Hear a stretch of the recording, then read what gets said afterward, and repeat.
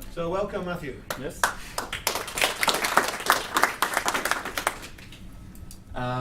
So first, almost 20% of people in the UK aged 16 and over showed symptoms of anxiety or depression. And that's just the people who you can notice signs or will dare to talk about it. I believe it's even more. Recently, one of my childhood heroes died. He killed himself. And so it proves that depression and suicide and mental disease is not just for the poor, it's for everyone, and financial or popular success will not get you out of it. So first, let's have a quick roundup of what I will call Mental Health 1.0. And first, let's see the type of metrics that they have. So you see the way that they measure success in our current medical establishment is reduction of suicide attempts. And indeed, antidepressants make sure that people are sedated, so then they don't want to do anything. Also, symptoms reduction. That's how they measure success, because what they actually treat are the symptoms. They do not treat the causes, and they do not work on prevention. So the way that I think of it, 1.0, we will just treat the symptoms, so we don't have to think that it's there. Then 2.0, we will treat the cause, what actually provoke those symptoms. And 3.0, perhaps we should prevent those in the first place. So for me, the metrics that the medical establishment use for success is just a failure. Now, drug policy.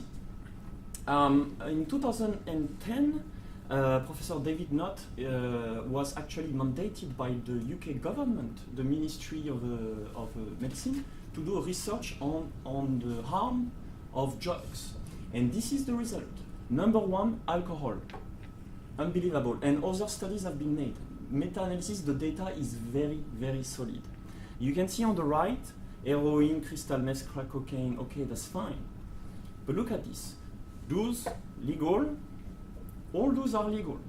So there is a complete disconnect between the legality and the effects that those drugs have.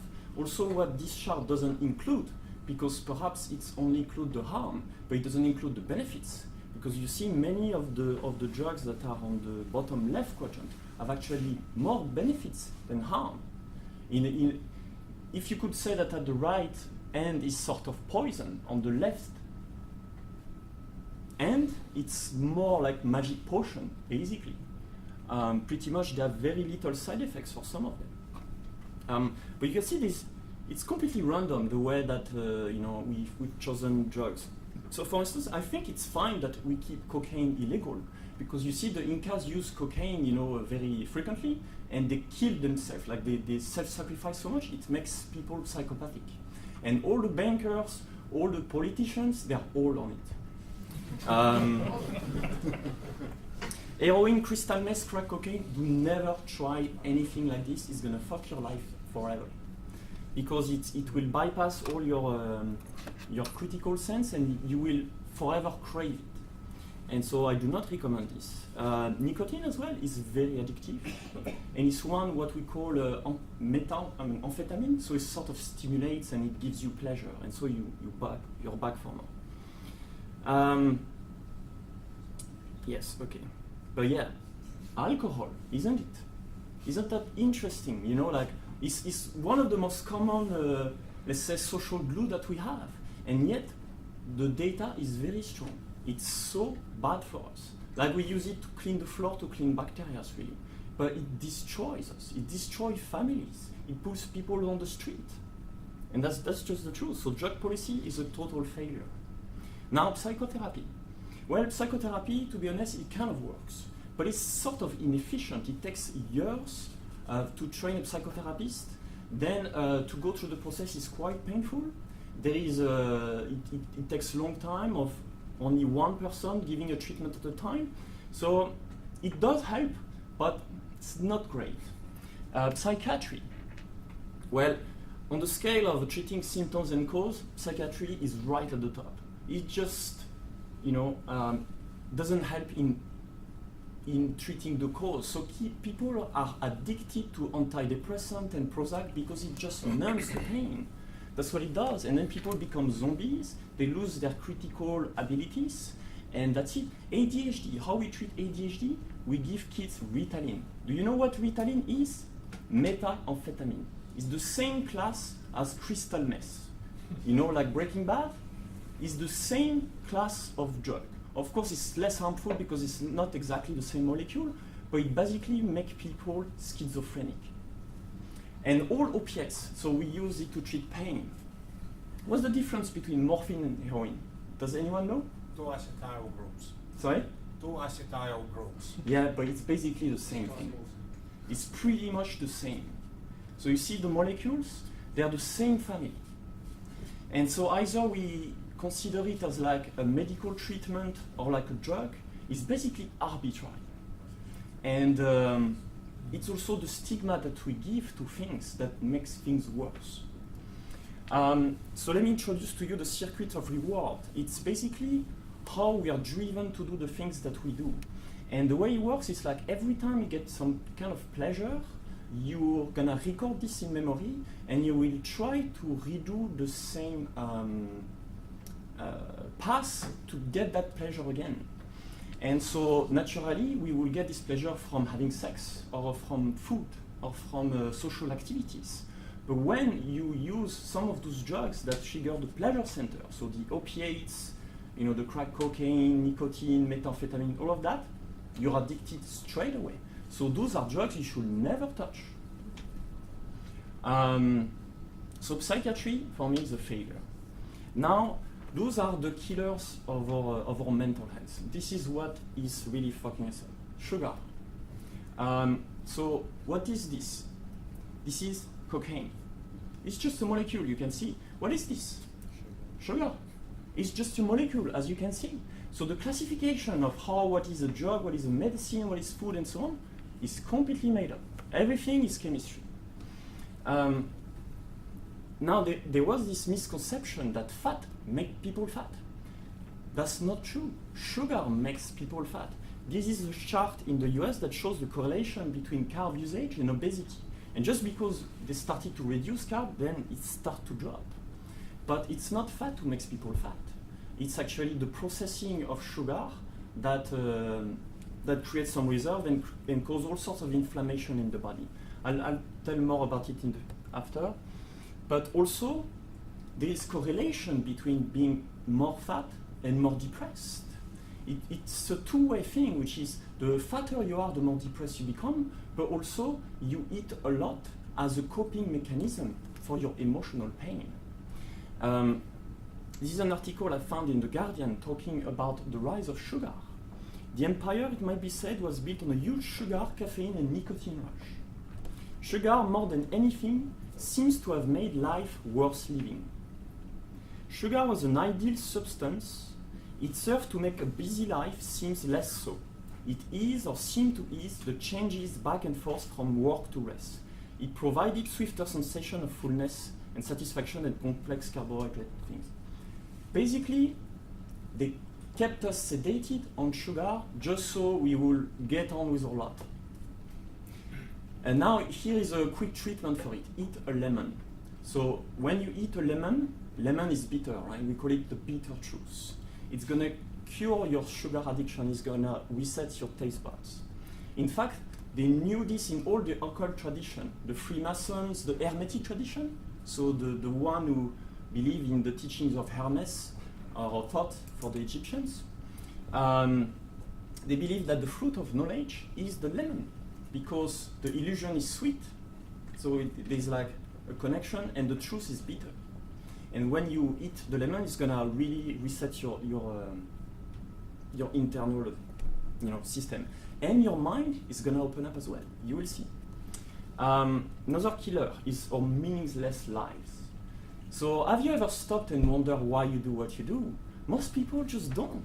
They're just whatever, like, why are we doing the thing that we do in our society? Where are we going to? Is there a bigger meaning to our lives, to our story? Most people don't want to think about that. So they just listen to, you know, like what their parents told them, what the government, what the school, and this is what you need to do, and all of that. And it's not very much the case that it's always in line with our deep inner desires. Not so much.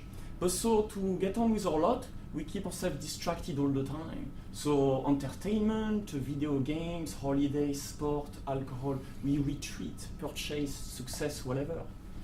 Where if you really want to face, you know, your life and get better, you need to look within. And psychedelics help us do that. But only when you find meaning in your life. You don't care about happiness so much. You know what your life is for. And now it's like this, instead of having preacher telling you what you need to do with your life, you need to be empowered. That's really the way to be as human beings, you know? And for some people as well, it might also be starting a family. Because now with so much cultural background of like female empowerment, well, females should have a career and so on, turns out when they reach the age of 50, if they didn't have children and so on, they get depressed. You see, we're just animals. I mean, we're programmed, we're designed for certain things. We cannot chase away our nature. So another killer is social isolation. This is how we live. We live in boxes. Sometimes in boxes of 2, sometimes in boxes of 4. Many often in London, boxes of 1. But really, we are designed to live in communities of 150 individuals. All anthropologists will tell you that. And it's like thousands of years of genetic legacy in us. And yet there's such a mismatch between our reality and the illusion. And the new generation is obsessed with this show, Friends. Maybe because they don't realize what real friends are, because for them they see friends on Facebook and Twitter, so they just associate that's what a friend actually is. It turns out they have no ideas, and the young generation is the epidemic of mental health that they're gonna have unless we do something is gonna be incredible. And I call it the delusion gap. It's the disconnection between the truth and reality, and people just live in a bubble, in an illusion that's being fabricated by all those social media to keep them addicted. And so they don't know what's going on. Actually, they're not aware of this. And that's the big problem. But look at this. Don't you want to trade your friends for those guys? I mean, they look so happy, right? So that's the thing. But this is unrealistic expectations. Sexual frustration. Do you know, this is how big the porn is, you know, in terms of, percentage of the internet. It's like 1/3 of it. And many people are addicted to porn. No one wants to talk about it. No one wants to talk about those things. But turns out we share 99.8% gene in common with the bonobos, which, if you know their practice, they have sex every time, just to let go of all their tension and so on. And they're one of the most peaceful primate society around. Like chimpanzees and gorillas just don't match them in terms of harmony. There's this book that came up, Sex at Dawn, that argued that actually the female sexuality is not what we thought at all. Even our ancient sexuality was not what we thought. So the idea was like a woman will come out of a cave and pick like 5 pretendants, and then we'll have sex with the 5 of them. And then the idea is to promote competition in utero. So like you have multiple sperms that are designed to fight other mate sperms. So it's almost like our sperm is designed, I mean, it's representative of the species that are highly promiscuous. And it turns out we have many sperms that are solely dedicated to fight each other. It's like it's supposed to be a battlefield in utero, believe it or not. But once again, this is not very comfortable truth. So interesting story is the origin of the word neurotic. I don't know if you know, but it means not erotic. It comes from Freud, and who noticed this pattern that women who were not sexually satisfied were depressed or moody. In fact, in the Victorian era, where they had just one diagnostic for female, it was hysteria. So how they treated them, they stimulated them to orgasm.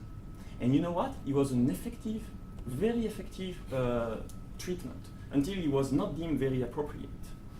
And yeah, hysteria was quite often in virgin, nuns, widow, and so on. But it's the same for men. That's why you have so many priests in the, Catholics and so on, who are sexually frustrated, who become insane, because we are not designed for this. So there are many other, damages to our mental health. I don't have time to go through them, but I thought those were significant. So what will mental health 2.0 look like? How could we treat the cause? Well, perhaps orgasm, If we taught people how to enjoy their sexuality better, in particular women, because most women believe they cannot have vaginal orgasm, which is total fallacy. It's just that they have so much trauma in their body that they cannot fully let go. But talking about drugs, this is the wonder drug. There's nothing better for your health. Physical, mental, nothing. It helps you sleep better, it removes stress, reduce cancer, reduce risk of heart attack, improve your skin condition, improve your immune system, and reduce headache. It's the wonder drug. It's perfect, no side effects. Cannabis. Cannabis was a sacred plant for thousands of years. In fact, this is Setha, the goddess of wisdom of the Egyptian, Sesha, forgot. And they used it for their treatment of pain and inflammation and everything for thousands of years. So it reduced pain, reduced the risk of cancer, of acne, improve heart condition, and it's neuroprotective. In fact, now you can go to Holland and Barrett, it's completely legal. You can buy CBD, so no THC, no psychoactive ingredient. And it's wonderful. In fact, you can give it to children instead of ADHD treatment. It's so good to treat anxiety. Then there's the THC part of it, which is the more psychoactive, and you need to balance the two. The problem is that you have some strain of cannabis that are too much THC and not enough CBD, and people can become schizophrenic if they do that. So you always need to balance the two. See, nature is well made. But it can reduce stress, reduce anxiety. It's not addictive, although there might be some psychological addiction, but not physical. It increases openness to experience. It can help with PTSD. It reduces sort of the ego. It improves intuition and spirituality. Now, psychedelic, I won't go too far, but this is the graph that Dr. Carhart, came up. And in 1 week, the reduction of depression is just incredible. Nowhere in the medical establishment, be like physical treatment or so on, you get to see numbers like that. It's unbelievable. It's just one take, as opposed to antidepressant that you need to take your entire life, basically. And so psychedelics actually, they created the word to mean, from the Greek, to say reveal the mind. And I think that's pretty much what it does. It improves your self-perception. So suddenly, instead of being only in your own body, you're sort of detached from it and you're able to see yourself from an outsider's perspective. But so it gives yourself a very harsh judgment of how you live your life. And like they say, after it's about you. You need to change the way that you do, because we always think that the problem are other people. But the psychedelics are gonna tell you, oh, you're the problem sometimes too, and you're gonna have to face the things that you don't want to face. In fact, so the Greeks used the psychedelics to improve their mental health and their ideation. And know thyself, actually, the motto of Socrates and the way of personal development actually was catalyzed by the kykeon, which was a psychedelic drink based on the ergot, which is a parasite that grows on barley. The Christian also, like the Eucharist, there's so many evidence to show that they knew about the psychedelics like ages ago, and even in some church in the south of France, where they kept some of the Hermetic tradition, they built churches that celebrated mushrooms and psychedelics. But Buddha was probably on it as well, as like the Soma ritual of the Hindu. Actually, is a mix of a bunch of antipsychotic, hallucinogen, and a tool to improve breathing. So they created a brew for personal exploration, but mental health. Because it was not true that Buddha was just meditate and so on. No. MDMA, so what we used to call ecstasy, and that gave us the rave culture, that actually was one of the most instrumental way to improve social cohesion between people of different colors. Black and white and didn't matter in the rave culture. Before you had so many separate cultures, but the hippie movement and rave culture, that it was all fueled by MDMA, ecstasy. And think of drugs as they're like a medium. They help you think differently, and so it changes your behavior. Instead of watching TV, it provokes some reaction in you. Well, having this medium also provokes some reaction in you, but perhaps in the better. So there's been trials now, and it found that MDMA is an outstanding treatment for PTSD, and it's extremely safe. Basically, you take vitamin C to make up for and you drink well, and you'd have pretty much no side effect with MDMA. Trauma, how we heal trauma? So the problem is our Western societies, we think it's everything there. So we have psychology and or psychiatry where we try to medicate just the chemistry. But the problem is it's there. Trauma is in the body. So treatment, shake it off. So there's a bunch of new disciplines, ecstatic dance, biodynamic, drift work, TRE, and so on, that helps release those trauma through the body. But basically, the process is actually extremely simple and natural, actually. In fact, we have it in all of us. Much like a pressure release valve, this same tension-releasing mechanism exists in humans. But culturally, we have learned to suppress or override this response. Until now, it has not been well studied or well understood. Dr. David Berceli, while working in trauma and stress recovery in war-torn areas, recognized the healing potential of this reflex for relieving traumatic and... Okay. But so the idea is like you have tremor, in your muscles that normally you suppress. So you see, if I go like this, I'm shaking and I'm not doing it. It just happened. And then the process is you just let it happen. And then it's gonna take your whole body. And you just let it happen. That's all you need to do. You do it every day. For a while, it's gonna release all your tension. But at some point, you might need to treat, the mental aspect as well. But it's some things that, you can use in a group setting. It's sort of a dance where instead of people judging each other and looking at each other, everybody just fully express what they have, their pain, their joy, whatever it is. And one of the most important ingredients is to breathe. Because the problem is we hold our breath. And whatever you do, if you keep breathing, you're gonna take away this trauma out. That's how it works. And so yoga, meditation is all through the breathing. Now hypnotherapy. So I'm training to be a hypnotherapist, and I've learned with many different teachers. And I'm telling you with certainty that I believe hypnotherapy is vastly superior to psychotherapy. But in England, it's unregulated because they don't believe it's a real thing. It's unbelievable. 80% of the benefits of antidepressant is placebo effect. There's been some studies that show this, please believe me. And the thing is that it is true, believe and you will be healed. So how you see miraculous cure by Jesus and so on, well, people believe it so much that it happens. And the way it works is very simple, like a crash course in hypnotherapy. So on the conscious part, which is mostly where we think that we are, you have a judge.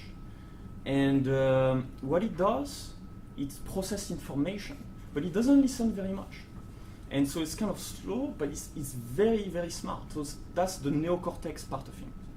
And then in the subconscious, there is who I would call the daemon, or it's kind of like a mammal, kind of a cat, but kind of a cheeky animal. And this one is kind of very curious, is very powerful, is very horny, hedonist, moody, but it's grudgy too. And it can be violent as well if you don't treat him well.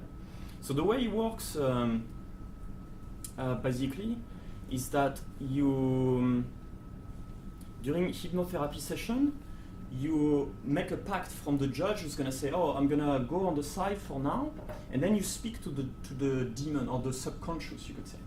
And the subconscious is a great listener. It believes everything. It's like children. So there's a correlation with like beta, alpha, theta state. So theta state is the state that we are in before the age of 3. So before we're 3-year-old, we're in constant theta, is the frequency of our minds.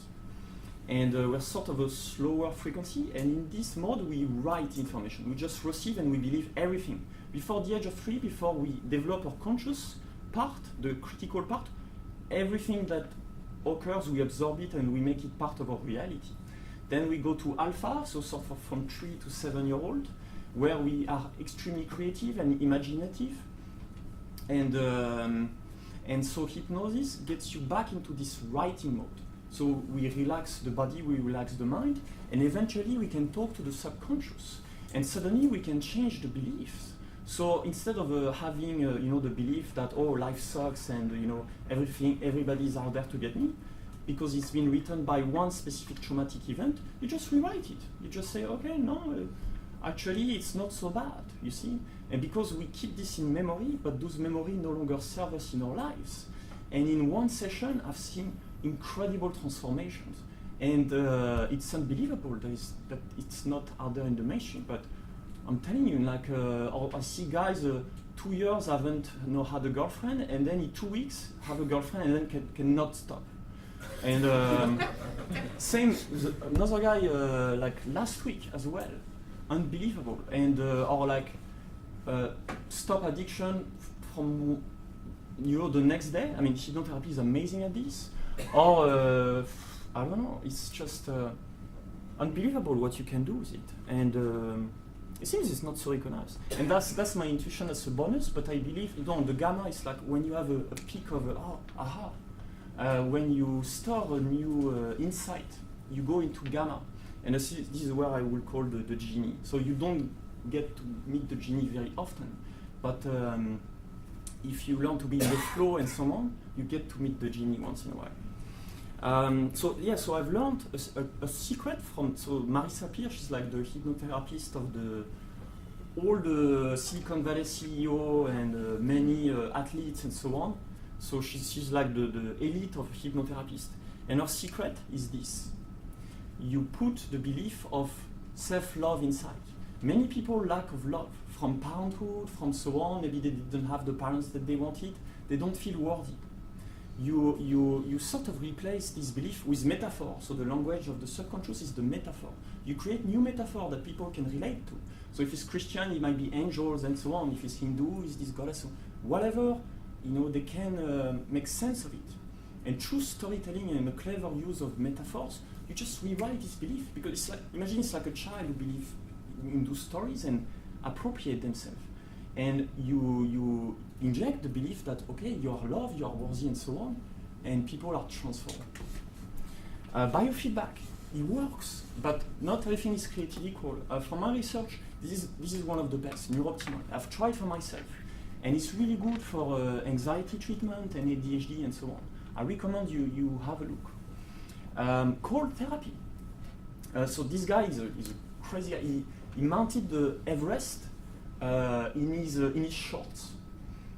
And he's breaking the boundaries of what the human body can do. And he treats his own, let's say, family trauma, because his wife killed herself, and he was alone raising 4 children, and he had a really tough life. And he found through cold therapy, it released stress, it improved metabolism, and reduced inflammation. It restarts the nervous system. That's why they did the ice bucket challenge, to really, wake you up. And how they did like the baptism, in Christian, like how you make, because it really literally heals you. Binaural beats, they're quite subtle, but they do work. There is some evidence to show that it can stimulate, certain hormonal release. But you will have to do it consistently. And then positive affirmation, they do work.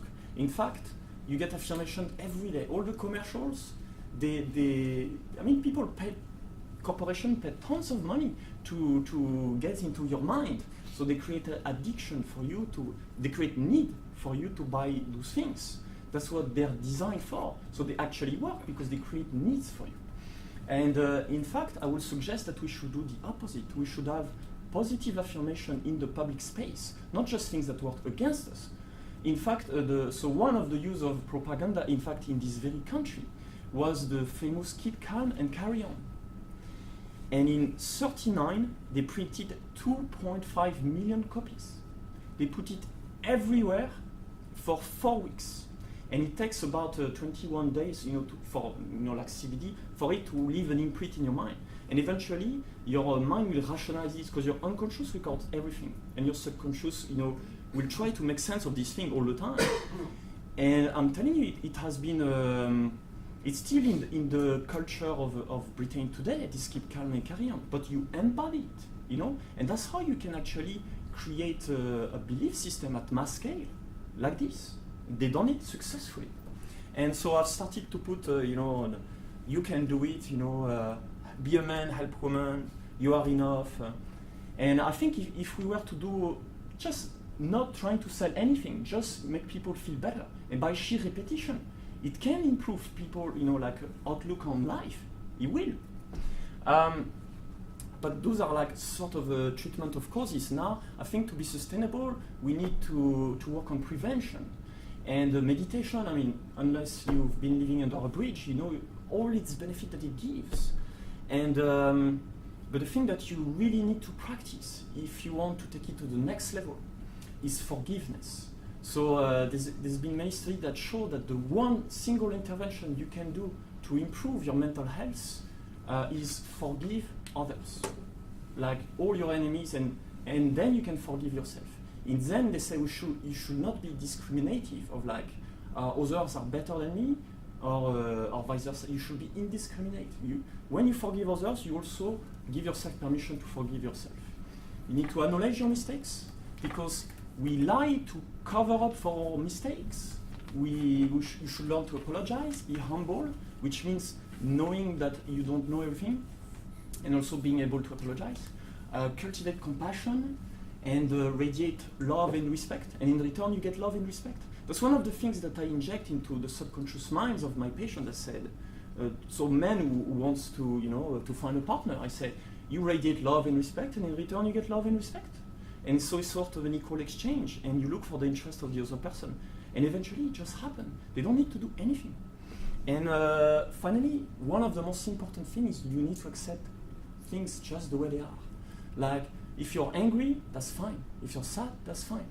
Everything is meant to be just the way that it is. And is this I that's judging all the time, that's just the problem, You should just accept things.